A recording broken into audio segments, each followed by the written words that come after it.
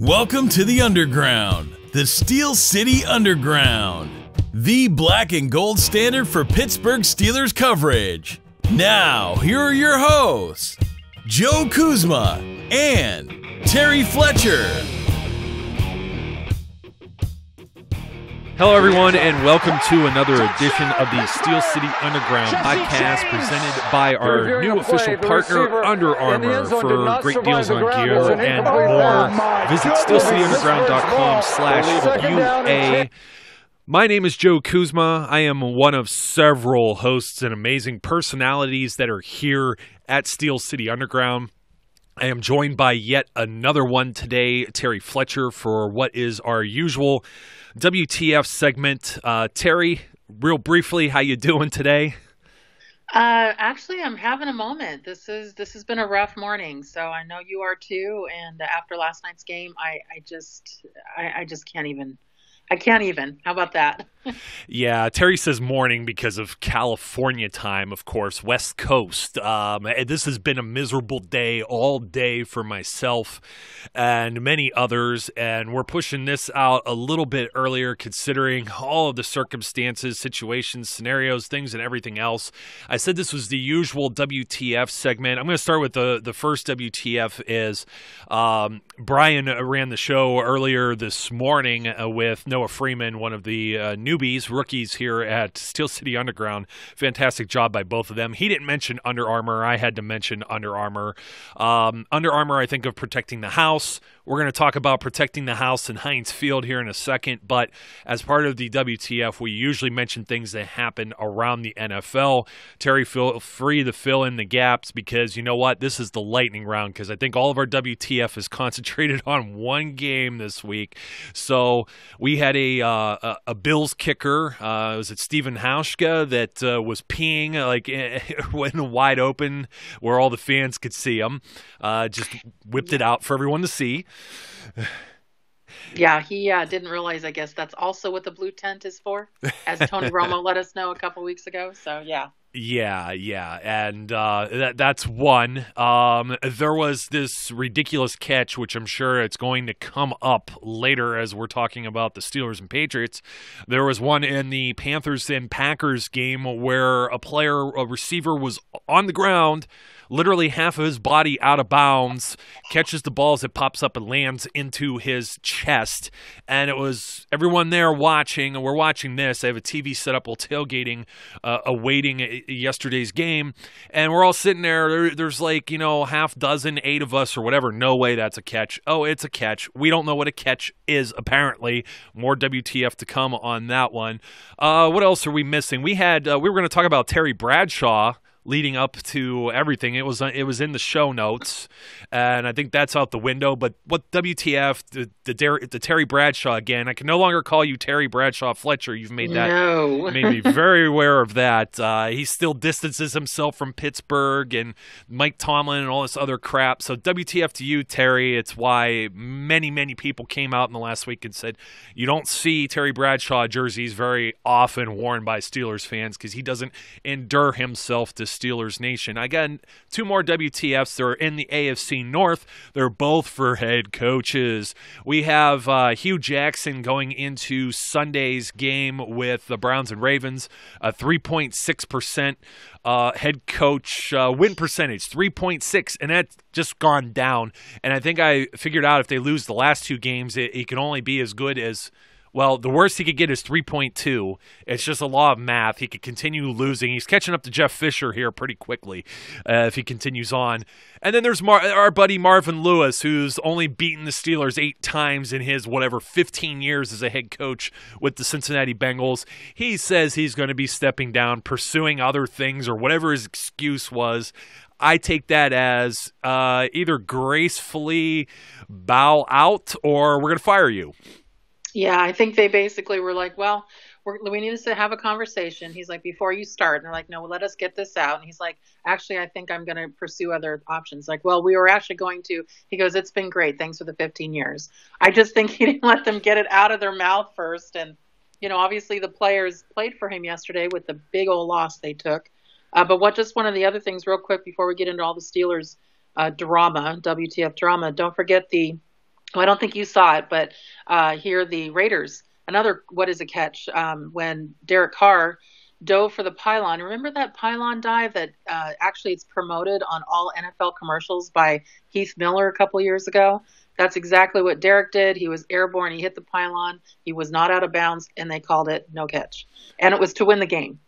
And they called it no touchdown. And Jack Del Rio, as great as that guy is, I really like him, and I'm not a Raiders fan, but here in California, and he was up at the podium, and he basically said, "I don't want to get fined, but I saw air. I saw him hit it. I don't know what a catch is anymore." And we're all like, either do we. You mean, or what a touchdown is. Either way, what a touchdown is either, yeah. Yeah, we're interchangeable there because I know we're singularly focused, to use a Mike Tomlin phrase. And Mike Tomlin said the same thing in his press conference.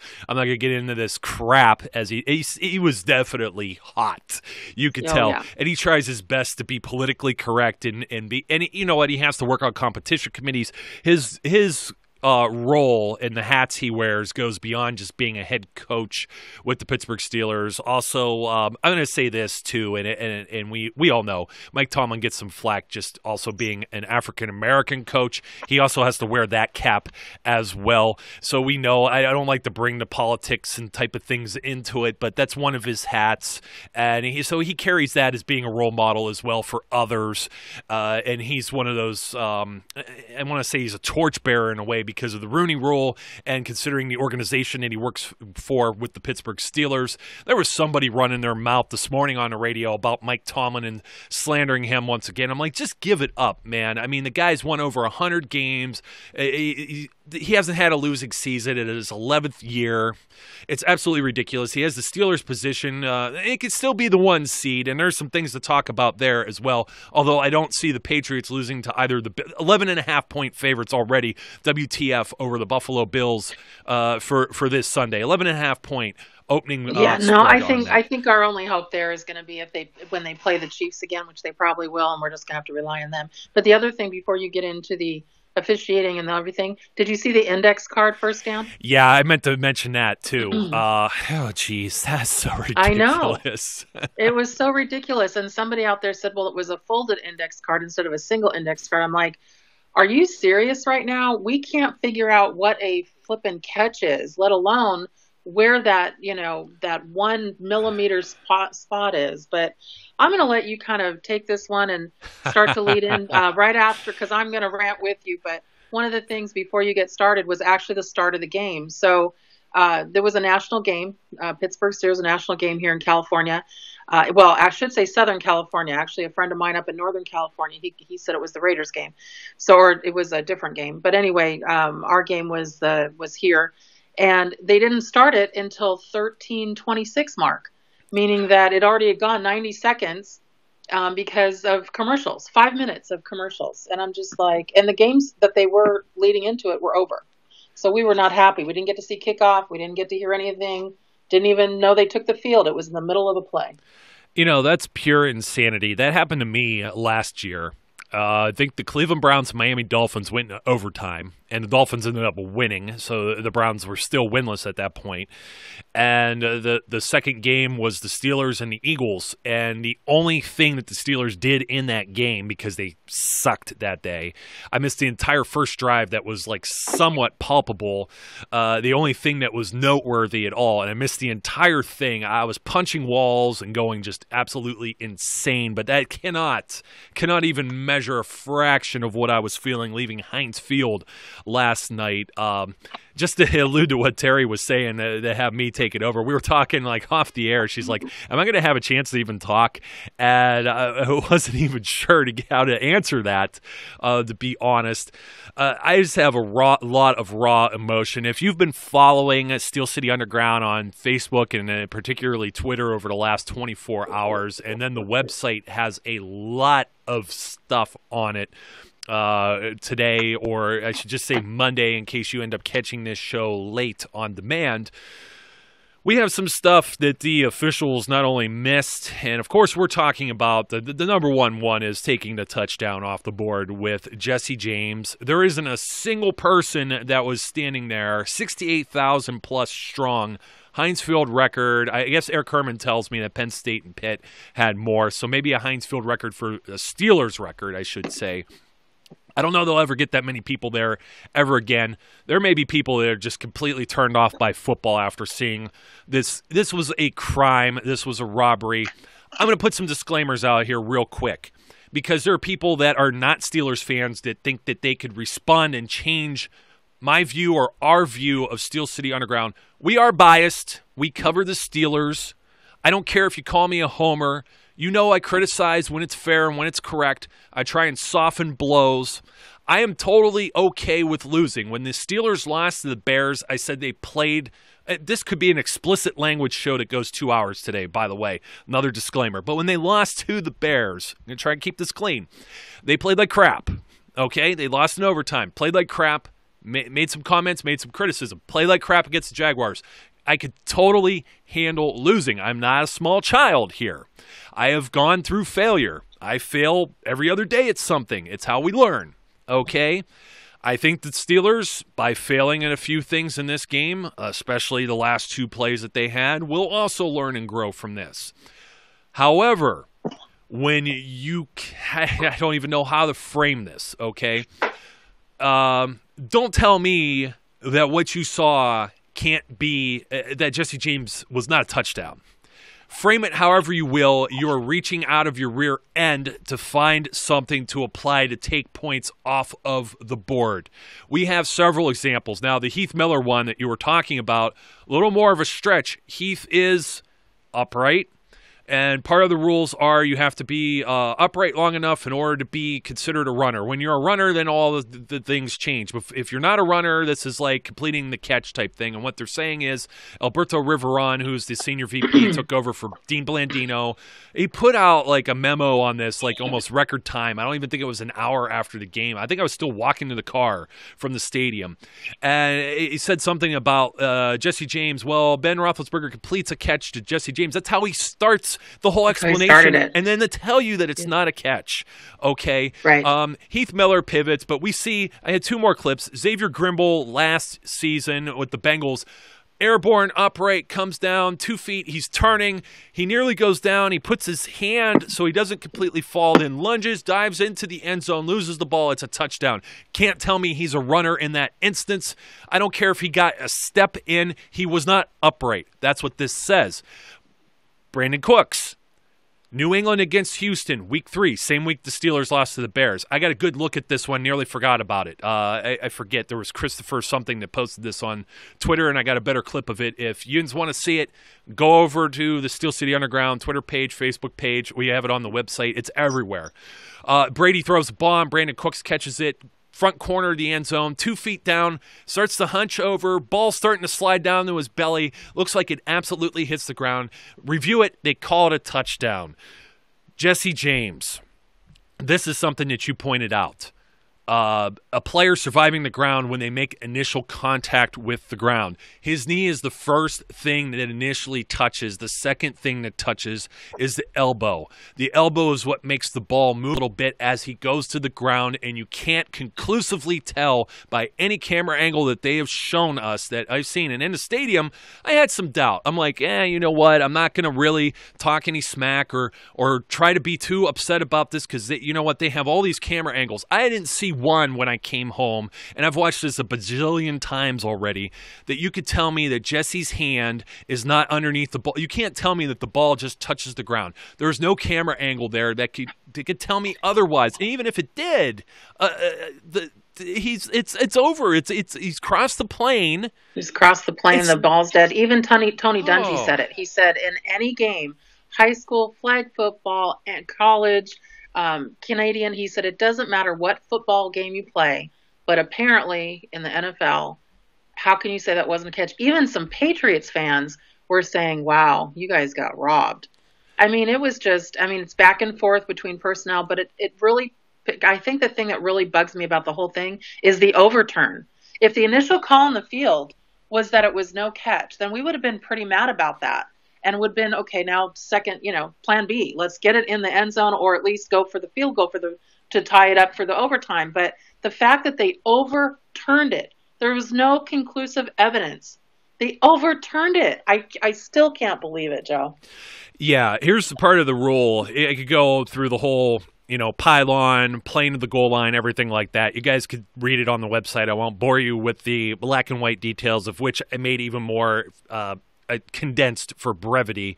But if a player attempts to catch a pass, the ball is not dead and a touchdown not scored until the receiver completes the catch. See 3-2-7. And it says a player is going to the ground, and this is the explanation and crap that they showed on TV. A player going to the ground in the process of attempting to secure possession of a loose ball with or without contact by an opponent must maintain control of the ball until after his initial contact with the ground, whether in the field of the play or the end zone. If he loses control of the ball and the ball touches the ground before he regains control, there's no possession. If he regains he doesn't lose possession of the ball. His initial contact is his knee. And then you got people who don't understand the difference between professional football and college football. In the collegiate game, if your knee's down, if you're down, elbow down, it's done. It's dead. Right. That's not the way the NFL works. If he's not touched, if he's not touched, he's not. And this is the other thing here too.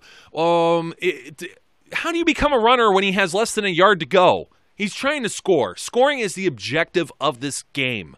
Okay, and to take points off the board over something that's not conclusive with video review, and it must be. Let me finish this rule real quick before I get to the replay rule. A player is considered to be going to the ground if he does not remain upright long enough to demonstrate he's clearly a runner. Okay, he's on his knee. He can't be a runner. What defines a runner? How many steps? It's so vague. He's on his knees, and he's going to lunge. He's going to try and score. That's his job. There's not that much time left in the game. They're trying to win a football game here and you know what? I'm going to preface this. There's several layers to this and I wrote another article about how it disgusts me because I mentioned this on the preview podcast with Brian. The Steelers, the first regular season game last year with the Patriots, the first encounter, no Big Ben. They lose Bell in the AFC Championship game in the first quarter, and they lose AB in the first quarter of this game on Sunday. I wish they could just get the Patriots at full force with everything that they have, and the Patriots always get lucky in that way. It disgusts me. But here's what really disgusts me. The replay rule says a decision will be reversed only when there is clear and obvious visual evidence available that warrants the change. I don't know about you, Terry. I didn't see clear and obvious visual evidence that warrants the change. There was none. And also I think a couple of other referees who are now unemployed by the NFL, but, put their spew on Twitter. They're like, well, he had to make a football move. He did. He made a football move to lunge it towards the end zone. I mean, it was just so clear that it was a touchdown. And just to take that moment and just deflate it over what they might have seen, it wasn't conclusive. It wasn't conclusive. Even if the ball moved after, like you said, broke the plane, it didn't matter at that point, even because if it did, he had his hand under it. And so again, a double moment where there was still a catch. But I just still can't believe that the one thing is that nobody can say anything about it who has a uniform on because they'll get fined. But who holds the referees accountable for this? I mean, this is just absolute crap. I just can't believe that they constantly remember the Severians-Jenkins touchdown against the Patriots. Oh yeah, a couple of games ago. Oh, I only know because he was my fantasy player, and I saw the touchdown. I'm like, oh, cool! I get 7 more points. I'm winning that week. And then I walked back in the room, and it was taken off the board. I'm like, are you kidding me? Well, here's what's funny about that. That Monday, they apologized about the wrong call. They're like, yeah, sorry. And you're thinking, wait a minute. So that's it? There's no disputed game because these kinds of things is what's making me crazy because nothing's going to change the outcome. There's still going to be the guys that, are the ones that are going to do our games. And nothing makes me more angry and more pissed than just seeing the fact that they want the players and the coaches to be held to a certain standard, but the referees do not have to be. And I don't get that. Yeah, and Brian and Noah said something that was very good too, is that the players just want to know what's the rules? What can we do and what can't we do so they can play the game and do their job that they're paid to do, because it is their job. I mean, just face it. I mean, I could belabor this Jesse James point, but all you need to know is that Skip Bayless is with us. And if Skip Bayless agrees that this is crap, and he says that if a casual fan watched this, they wouldn't understand how that cannot be a touchdown. They might not ever watch again. And he's absolutely correct. And Shannon Sharp was trying to say that wasn't a football move. You clearly see James, he almost pulls it into his chest, and then he lunges forward. It's a whole complete second act. And the whole point, the thing of being a runner is that you're supposed to have both feet down, or so gain possession of the ball. A player must have complete control of the ball and have both feet or any other part of his body other than his hands completely on the ground in bounds. Okay. Right. Both feet or any other part of his body completely on the ground in bounds, and then maintain control of the ball long enough to become a runner.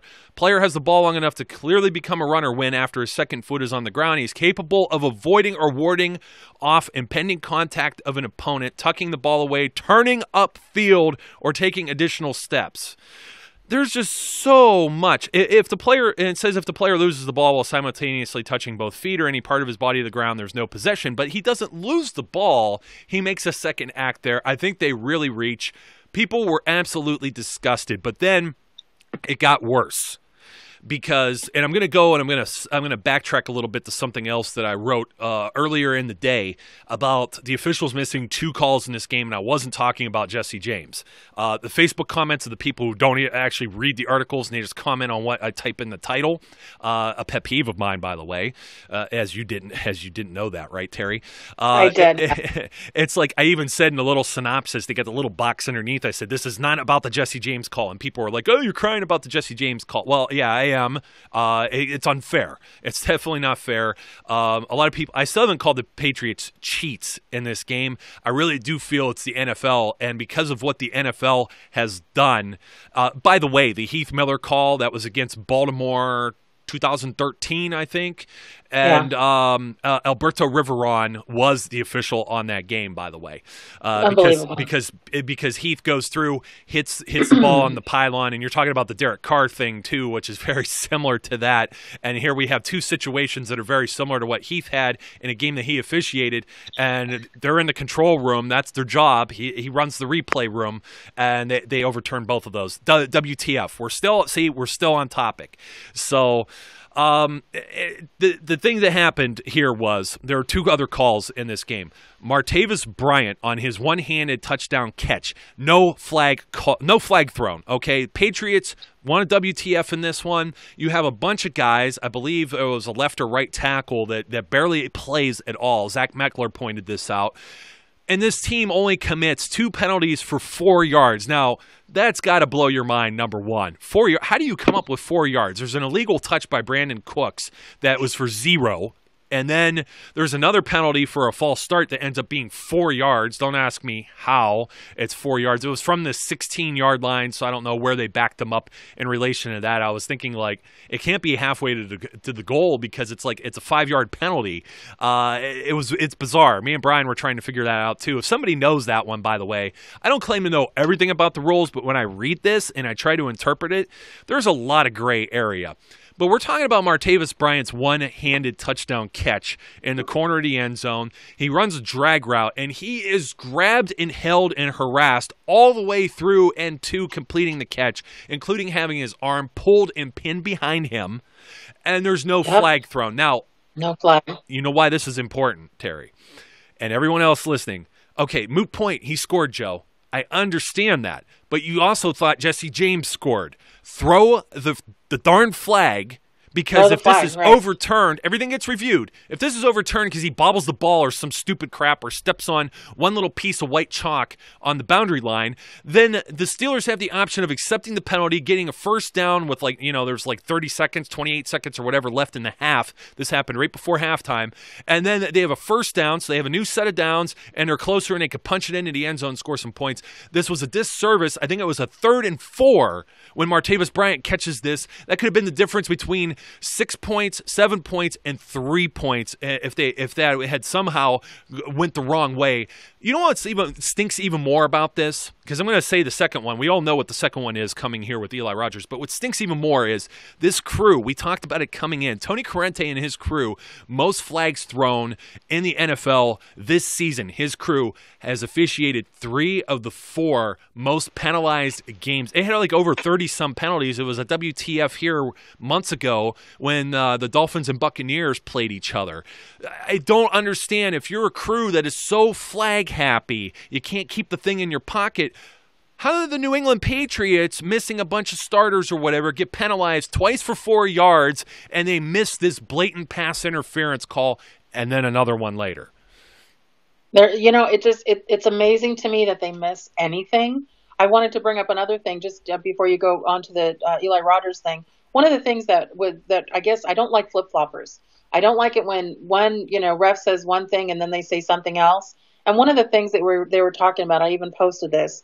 There's 2 rules, and it was the ball is automatically dead when it is in legal possession of a player and is on, above, or behind the opponent's goal line. Okay, done. Jesse did that. The next one, and this is what the Pereira wrote, Mike Pereira, and then he said something totally different, which makes no sense. And Brian McFadden set this out, and he's a former Steeler player now on media, but he said the touchdown is scored the instant the ball crosses the plane of the goal line. That is, if any part of the ball is in the space on, above, or across the goal line while in possession of a player whose team is trying to score that in the end zone. Well, that's the full definition of what Jesse did. And then he backtracks it. And don't be a flip-flopper. Stand by your words. That is just so unbelievably ridiculous. And just before you head first into the other stuff, I want our listeners to understand something. Even though, and I know, Joe, you called it bias, but even though we have a passion for our team, we are very neutral. When it comes to, or I should say, we understand that there are things that our team does not do well. And we know that when they don't, we point it out. In this game, there were some WTF moments that we were just, we couldn't cover Gronk. Okay, we couldn't cover him, especially in that last, 70 seconds where 3 passes in a row, he went down. To me, that's on Butler. I don't know what he was thinking there. We couldn't cover him. But the other thing is that why in that 5 minutes, and the longer it takes to review a play, the longer it's not going your way, everybody, just so you know. You just know the longer it takes, you're just like, oh, shoot. But when they had that 5 minutes, why isn't Tomlin, Ben, and Haley talking? Why was there confusion at the line with 19 seconds left? Why were they trying to figure out what we're doing? And one person's yelling, spike it. Ben's thinking, spike it. He motioned spike it. And Tomlin's saying, no, go for it. To me, you had more time than possible to figure out plan B if it didn't go your way. And the longer it took, you knew it wasn't going to go our way at that point.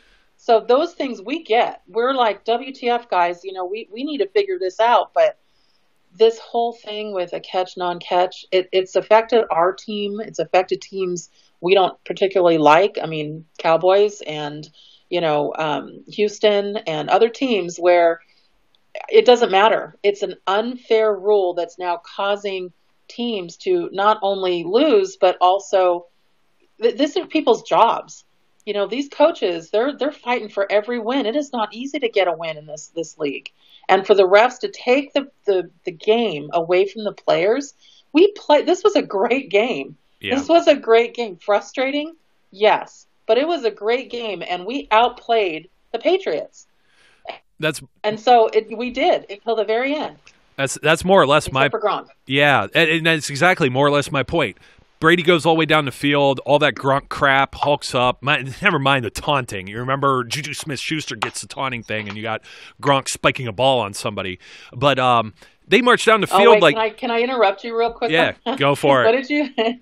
What did you think about the celebration of Martavis's one-handed catch where Juju stood over him? Okay, I know it was inappropriate or politically incorrect, but we could not stop laughing. Yeah, that was insane. And when we saw that was really funny. That happened I guess you could Yeah, and that happened very close to where we were sitting, and then I got like one of these tweet alerts from somebody that's like trigger happy on Sundays. I think it was Eric, and then I was like, oh, that's what he was doing, because you didn't have a clear view of it in the stadium. But yeah, if the Patriots go all the way down the field, score, and let's say the Steelers then run out of time, go 3 and out, 4 and out, or run 6 plays, and then that's the ball game. I'm good with that. I'm all right with that.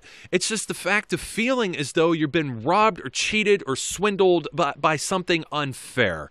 And it's really what's got me hot under the collar. I mentioned this, and I wasn't joking with you guys last night and this morning when I said, I apologize to Eric because I got in a fight with him. I think he rubbed me the wrong way on something like, oh, I'm just moving on. I can't move on from this just yet. Me either. We have a responsibility to those who follow us, and we appreciate everyone who follows and listens, and we try to be responsible, have some professionalism, integrity, and not stray from that. But I think you're all feeling the same way we're feeling. Most of you are, unless you are the most diehard New England Patriots fans.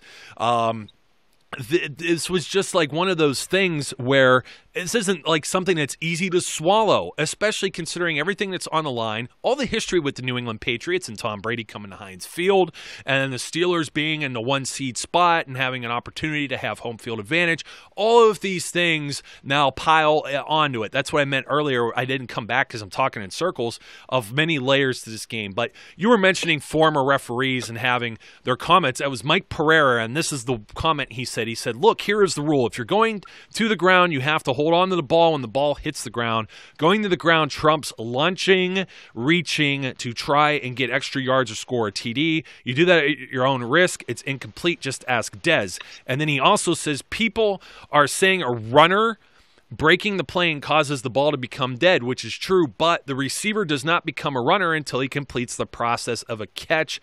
Totally different. Well, I hate to tell you, Mike Pereira, you're talking about flip-flopping, Terry. Here's what Mike Pereira said not too long ago. It's an old quote. It's from Kurt Popejoy, who we've never had on the show. We've had his colleague Simon A. Chester here from the Steelers Wire, another Steelers website that's out there. And I got to give him the credit for digging this up because he goes, here's an official explanation from – and Pereira was a former VP of officiating too, just like Dean Blandino was, and now Alberto Riveron is. And Greg Aiello, an NFL spokesman, had put this out and says, by rule, when a receiver with possession of the ball is in the act of going to the ground and performs a second act by reaching out to break the plane, that completes the process of the catch, and the ball is dead when it breaks the plane. Holy crap! Can you not? Yep. How do you not know? Now this is a whole different level. And I know some of this from being a referee myself, and we know not to throw other referees under the bus, but I've even had enough with the NFL officiating, and I can't just side with referees and say they're human and this and that right now. This is a guy that was a VP of officiating who has now stepped out of it and is has his own little private life and everything like that. I think he may still be an analyst with Fox or something. I know Blandino got hired in a similar position. I'm not sure where Pereira's at right now, but this isn't just a guy that was a referee. This is a guy that was the head of officiating, and he totally has it different. And the thing is, they changed these rules to try. They're supposed to be simpler, and you'll know what a catch is. And we still don't know what a catch is to this day. We don't. So, but I think the thing that really everybody needs to also understand is especially the people that are saying, oh, boo-hoo, they're upset because they didn't get home field advantage last night. They didn't get the win. You're right. You don't understand. That is part of it, but they don't understand the complete picture here. Let's really look at it for what it is. The best player in the NFL, he's in the running for the MVP, and that's Antonio Brown. He was taken out in the second quarter, and now we find out he's got a partial calf tear, which I will comment on in an article coming up medical today. But here's the interesting thing here. And you have to go back to last year. When we're this far ahead, we've clinched, we've got home field advantage. There's a point where the last game of the season against Cleveland, they're going to rest their starters because that's what you do. You give them a rest. Everybody's banged up at this point. And now with Brown hurt like that, oh my gosh, that would give him even more of a chance to get rested up. Now we're in a position where even though he probably won't come back until postseason is my thinking, we really need that bye now. But now the plan's different. Everybody's playing till the end because you still have to, try and get that now. They took the game away from the players, and now we could get more injuries. We could have a situation where, we lose another player due to injury because we have to change. I say we, I know you hate it when I say that, but the Steelers have to change their game plan. And they technically won that game. Now, am I upset that Sean Davis didn't catch that true interception? Yes. There's no question he should have caught that. It was to him. And he's probably more upset than anybody. Well, probably not more than Coach Tomlin. But there are opportunities, absolutely. But this was not an opportunity. This was not under the control of the Steelers. This is something that got taken away from them, yanked from them. And we get disappointed all the time when we lose a game. There's no question the next Monday sucks after that. Or if we're on Monday Night Football, it sucks. But this is anger. This is just being completely pissed over a game that was taken away from you. And I hate to say this, and I hope you don't edit this out, but you just have to wonder, and I didn't use the word cheat because I don't actually think this is on the Patriots. No. I think they're just as surprised that it was overturned as we are. But somebody's got to be doing something to make everything always in their favor. It's always in their favor. And I have a hard time not thinking that that's something going on. But did you see on the Pats, somebody saved on the plane back to Boston today, the terrible towel thing? Oh yeah, they were stepping on it. It was somebody with the Boston Globe had posted. They put the terrible towel on the floor of the airplane as though it was a mat that you could wipe your feet on in order to get on the plane. I like the idea because it's their death wish. I mean, It's never – the curse of Myron Cope is as real as the Madden curse, the Madden cover curse. You don't want to screw with that stuff. And by all means. As for Rob Gronkowski, he was on the cover of Madden a couple years ago. How that went for him. Exactly. Well, even ask the Penguins. They won a game, and somebody tried to destroy a towel at whoever they were playing that night, and they ended up winning. Yeah. So it's like, dudes, you can't do it. It extends further. So when I saw that this morning, that did ease my pain a little bit. Well, the final closing moment here of the WTF is the final play that the Steelers had. And that would be the pass that was for Eli Rogers, the fake spike, the reports of clock it, not clock it, whatever everyone was calling from the sidelines. Apparently the call was from Mike Tomlin to run the play. It was third down, they clock it. They must kick a field goal there, unless Tomlin really goes, all in and tries to win there too, and then he'd be criticized for that as well. But here, this is very similar to Martavis Bryant thing I was talking about earlier, where there was no flag called. Eric Rowe is the one who deflects this ball from the pass to Eli Rogers.